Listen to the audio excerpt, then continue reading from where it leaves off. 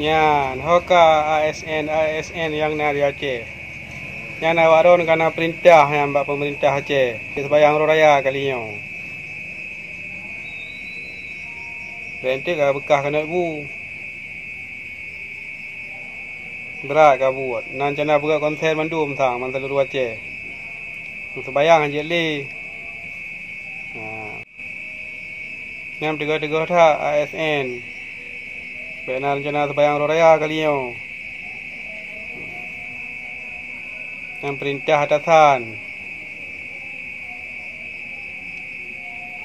Perintah atasan nah. Ni ingat begot, beg tua ni.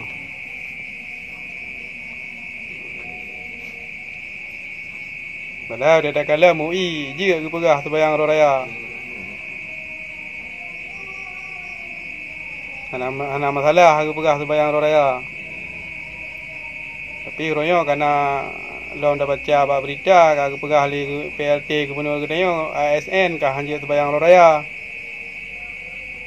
Kiban kah ya. Punan jana buka konser mantap Aceh.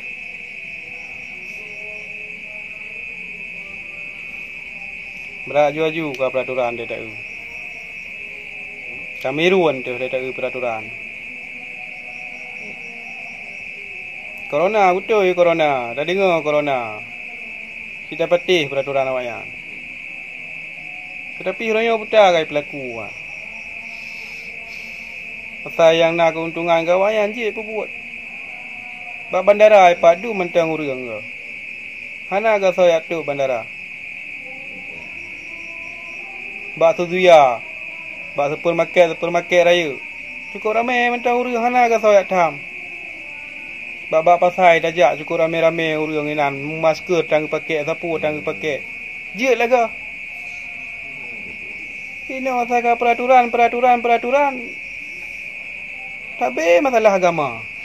Tapi masalah ibadah orang dia. Tak berakah nam dah tepu urusan dia.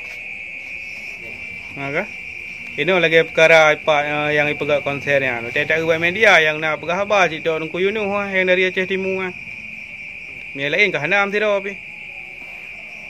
Ya kadang takut bekah kena budu.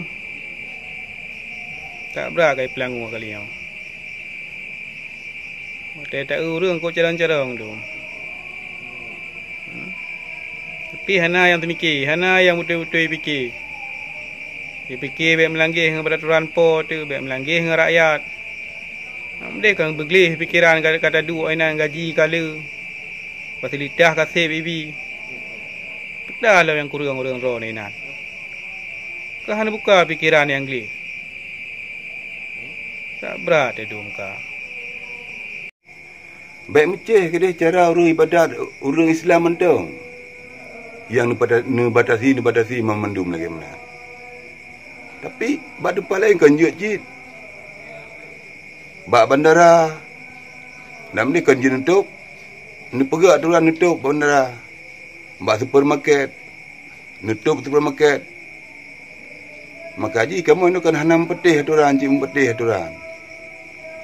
Cuma baik khusus ke orang ibadat orang Islam mentong yang pegak aturan lagi mana. Sementara apa lain je. Nya orang-orang minggu kan. Nak kalah yang bak gereja. Pun naik pubu awaknya, naik ibadat awaknya. Pun Meceh ke dia bak ibadat orang Islam mentong. Yang habis-habisan pantau. Sementara pada tempat lain dum. Ada konser-konser dum je pegat. Hana kau so langgar.